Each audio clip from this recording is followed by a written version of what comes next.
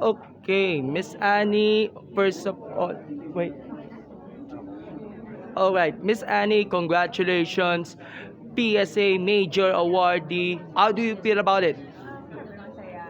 Last year kasi parang somehow tinanong ko na, sana mo ako sa for next year, which is this year. And blessed and I'm grateful and always thankful.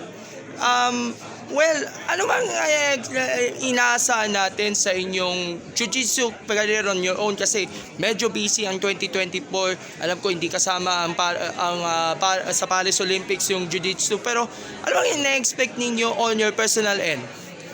Meron kami Asian Championship, World Championship, saka IMA for next year.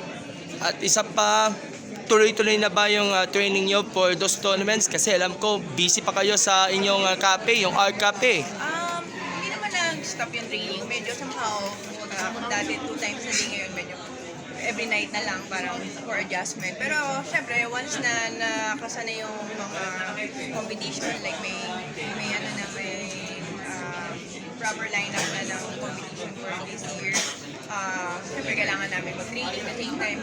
Kung kailangan lumabas ng bansa for the international training, gagawin din namin. Lastly on my end, congratulations sa soft opening ng Art Cafe. Anong reaction ninyo sa dami ng tao na pumunta, lalo na mga estudyante? Syempre masaya kasi malaking bagay yun na soft opening pa lang hanggang marami na yung pumapasok.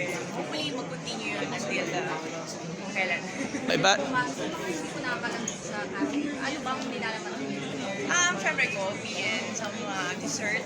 Pero like, nilagay ko dun sa loob ng cafe yung mga memorable medals ko. Like HCA, CA, IMA. So parang like, gusto ko yung maging reminder yun sa akin ng mga past achievement. At the same time, hopefully, mas mapromote ko yung sport ko to that cafe.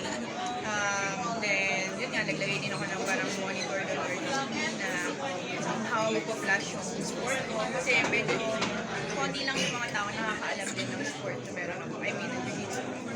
So, gusto ko siya maging tools para yun nga, mas magkaroon ng information ng tao para sa jiu-jitsu.